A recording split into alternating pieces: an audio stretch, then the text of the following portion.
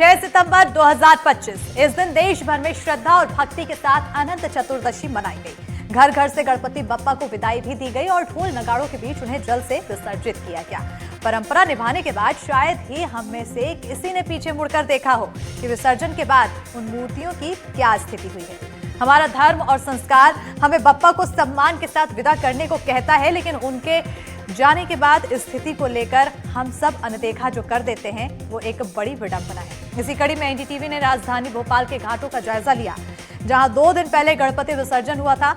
तस्वीरें थोड़ी असहज करने वाली है, रिपोर्ट देखिए।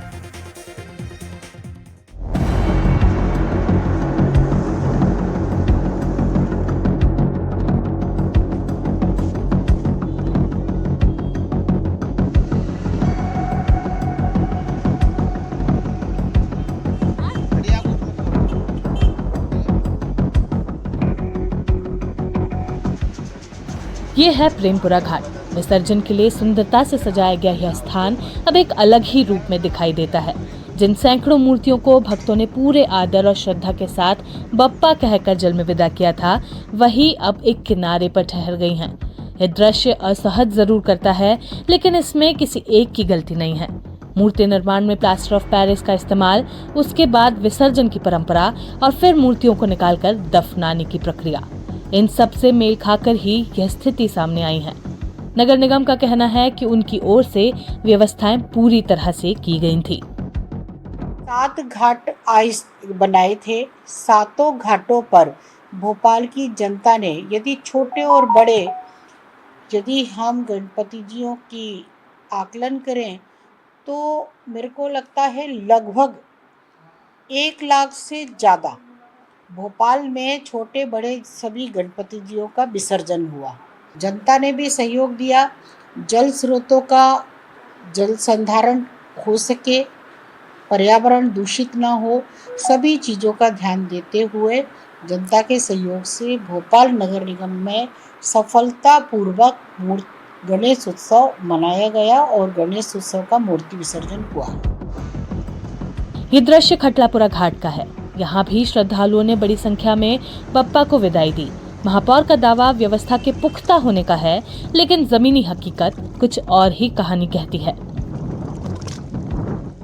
इसकी तस्वीरें अब जो आप देख रहे हैं ये काफ़ी आश्चर्यजनक करने वाली है, क्योंकि अनंत चतुर्दशी को बीते करीब 2 दिन हो चुके हैं, लेकिन मूर्तियों की स्थिति जिस तरह की दिख रही है वो हैरान करने वाली है। इससे ये साफ नज़र आ रहा है कि पीओपी की मूर्तियां अभी भी ज़्यादा मात्रा में बन रही है और उसी के कारण अब इस तरह की स्थिति बनती है। हम जहाँ खड़े हैं यहाँ पर खड़े रहना भी मुश्किल सा हो रहा है, क्योंकि जो केमिकल्स है या जो चीज़ें इसमें से निकल रही है, जो गैसेज अभी ये मिट्टी और ये पीओपी पानी में मिलकर दे रही है, उसके कारण सांस लेने में भी परेशानी हो रही है। लेकिन इसके बीच भी निगम के कर्मचारी यहाँ पर मौजूद हैं, उनके द्वारा काम भी किया जा रहा है।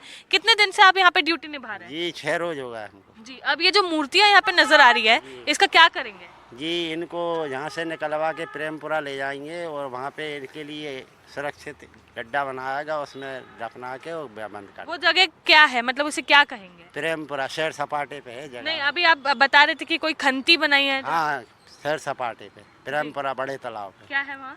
खंती बनाई है, उस इधर से ले जाके वहाँ डाल के उसमें बंद कर देंगे। जी, तो मतलब इन्हें आप गाड़ दिया जाएगा? जी। क्या कारण है कि गाड़ना पड़ रहा है, मिल नहीं पा रहा है? जी, पानी में घुलती नहीं है। अगर अपन इसको तालाब में डलवाएंगे तो तालाब उड़ जाएगा। जो आपने देखा यह एक सच्चाई है जिससे हम अक्सर नजरें फेर लेते हैं। यहाँ सवाल आस्था पर नहीं, आस्था हमेशा अटूट है और बप्पा सबके आराध्य हैं। लेकिन इन दृश्यों ने यह सोचने पर मजबूर जरूर किया है कि श्रद्धा और पर्यावरण के बीच संतुलन कैसे बनाया जाए।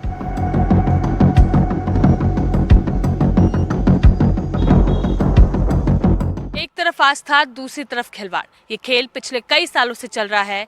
एक तरफ हम घरों में चमकती हुई मूर्तियों को विराजित करते हैं, लेकिन दूसरी तरफ उनका क्या हश्र होता है, इससे आप और हम सभी अनजान हैं। प्रेमपुरा घाट की तस्वीरें आपको दिखा रहे हैं, जहां पर गणेश प्रतिमाओं का विसर्जन हुआ था धूमधाम से, लेकिन अब नज़ारा कुछ इस प्रकार से है कि मानो कचरे का ढेर यहाँ पर इकट्ठा हुआ हो। पहले हमारे दिलों में स्थापित करते हैं, फिर विसर्जन के बाद उन्हें खंती भेज देते हैं। क्या यही हमारी रीत है?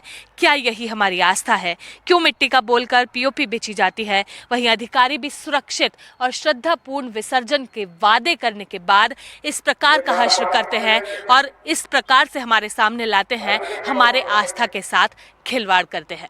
कैमरामैन राजू बाथम के साथ निहारिका शर्मा, NDTV, भोपाल।